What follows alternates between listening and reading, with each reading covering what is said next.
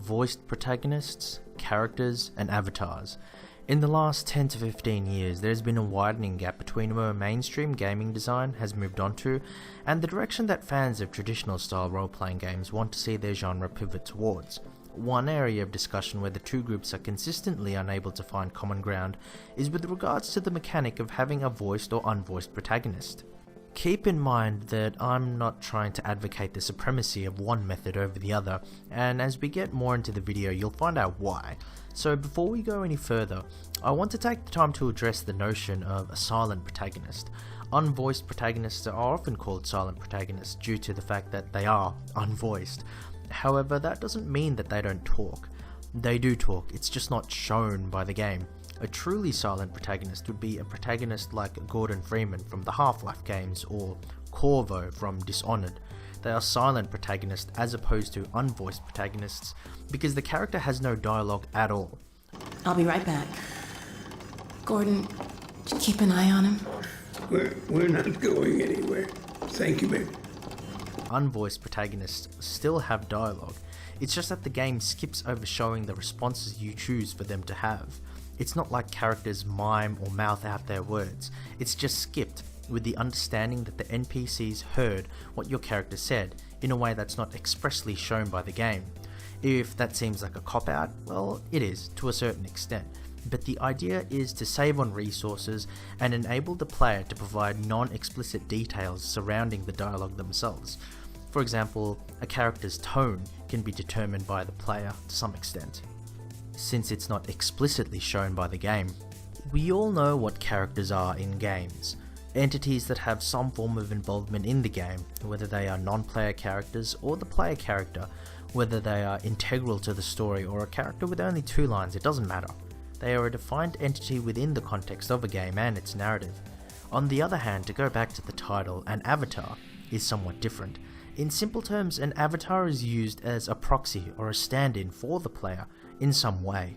The term avatar was originally used to describe the idea of a deity being represented or manifested on Earth, and there are RPGs like Serpent in the Staglands that actually do this, but its usage in modern times traces its roots to the protagonist of the Ultima series of role-playing games, specifically Ultima 4 as the first game to introduce the concept. It was the first RPG to incorporate the notion of moral choice into game mechanics on a really meaningful level. In Ultima 4, the goal of the game wasn't to destroy a fearsome evil foe, but to demonstrate mastery of the world's 8 virtues and recover the Codex of Ultimate Wisdom, enabling the player to be declared as the avatar and defender of virtue. The relatively open-ended goal and world structure encouraged player agency, and exercising that agency in different ways became important. There were times when adhering to virtues required refraining from typical RPG behaviours like, say, picking entire towns clean of loot and items. Of course, there was nothing to stop players from doing all that. The game just took notice of what you did and acted accordingly. It meant that the protagonist's actions, and through them personality, could be defined by the player, in a way that the game could recognise and feed through the mechanics. The result was a protagonist that acted as a stand-in for the player, and the protagonist's journey was directly linked to the personality and moral inclinations that the player wanted to project onto their protagonist. Which was a pretty big fucking deal at the time. It has shaped in no small way the development of protagonists, as well as how a narrative is written and perceived in RPGs, for the past 30 years now. So why have I gone out of my way to make a distinction between characters and avatars, and why is this even important in the first place in the debate of voiced versus unvoiced protagonists? Well, it's important because it ties into how the protagonists are written, which in turn informs whether a voiced protagonist would improve the game or not. Character protagonists rely on writers building depth in traditional ways, treating the protagonist as a semi-fixed entity, but not as a projection of a player's desired personality in the game. It sets very strict limits under the guise of creating narrative depth and more focused dialogue sequences. In the Witcher series, although Geralt of Rivia's decisions and motivations are largely left to the player, Geralt as a personality is fairly rigid and set in stone. For example, Geralt of Rivia being jovial is not a natural sight, and you're not going to see Geralt of Rivia, the intellectual afraid of physical confrontation, ever make an appearance either. This is a situation in which voicing the protagonist can help. By establishing Geralt as a character that the player can play as, the addition of a voice can help to build the image and presentation of that character to the player with strong and appropriate voice acting performances. The addition of a voice also enables the inclusion of a larger variety of cinematics or dialogue sequences that can work without direct player input, which can also aid storytelling and character building in the right hands.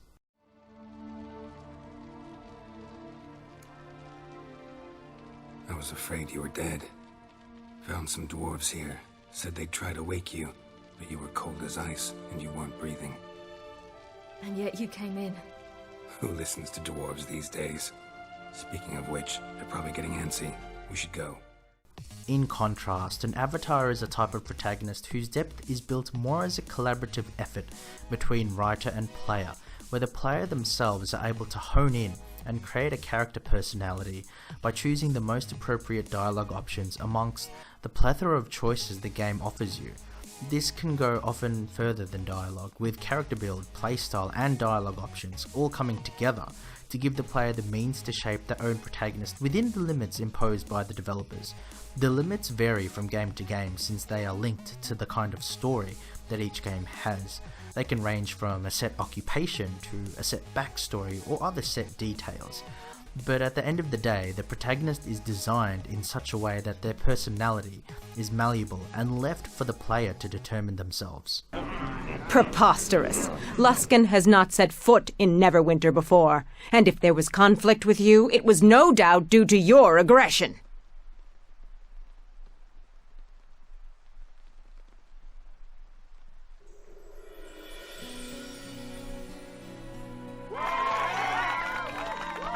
Perfect. My word, I think I'm actually learning a thing or two. Enough! I have asked you to answer my question. Why did you kill the people of Ember?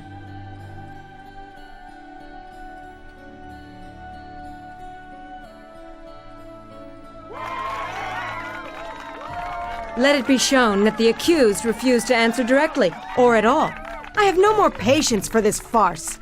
In a game like Vampire the Masquerade Bloodlines, the protagonist goes through set events in order to establish a universal backstory.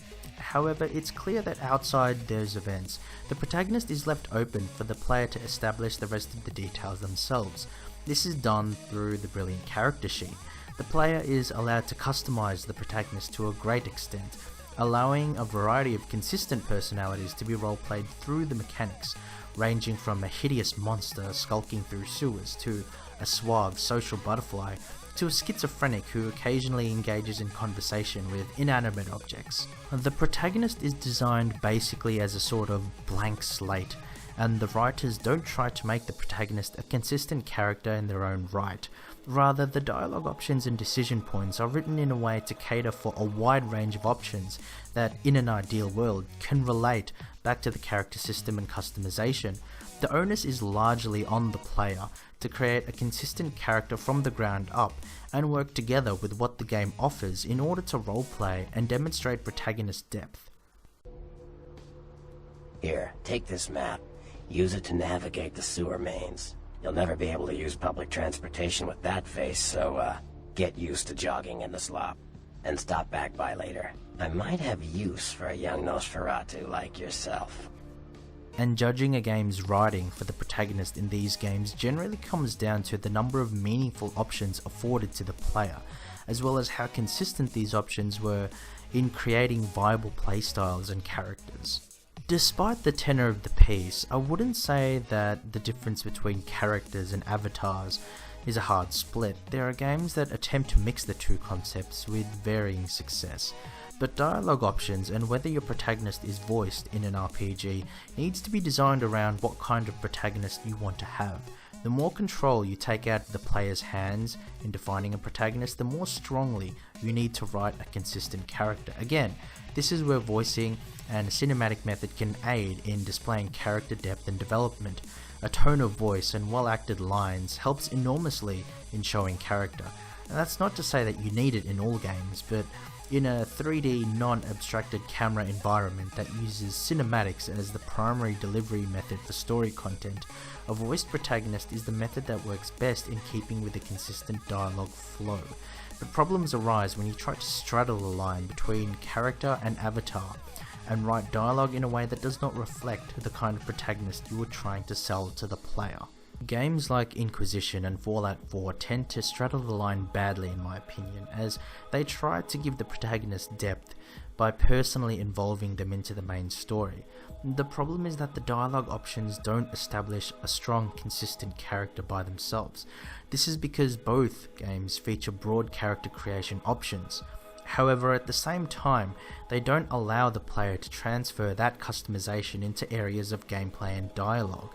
The end result is that the character customization and ability to project a personality or character is largely cosmetic, but the game also doesn't present the protagonist as a well-written character on their own terms. Your dialogue options are mostly neutral in tone, or neither provide depth for a well-written protagonist or role-playing options for a player-created protagonist. So as far as the voiced versus unvoiced debate goes, I guess this boils down to how well a voiced or unvoiced protagonist meshes with the other elements of the game. Does it support the kind of protagonist the game has? Is it a character protagonist or an avatar protagonist? What is the primary delivery method of story content and dialogue? I feel that these are the more pressing questions that need to be asked. Ultimately, the split between voiced and unvoiced protagonists should be less about being a fundamental design decision in its own right, and more about a mechanical consequence of other, more important, deliberate design decisions. Unfortunately, we have people, fans, and developers who say things like, having a voiced protagonist allows for a greater emotional connection and a more strongly written protagonist. I don't hate people saying that because I'm a grognard elitist who is stuck in the 90s, even though I probably am. I hate people saying that because it's getting the equation backwards, and hopefully this video goes some way in helping to explain why the voiced-unvoiced debate isn't the fracture point between quote-unquote traditional role players and quote-unquote cinematic immersion fans. If we want better role-playing games, we should aim to discuss the real points of divergence in design between fans, and not get caught up in the periphery like this. At least, that's my take on the voiced and unvoiced debate. If you made it to the end of the video, I admire your resilience, so thank you for watching and hope to see you on here again soon.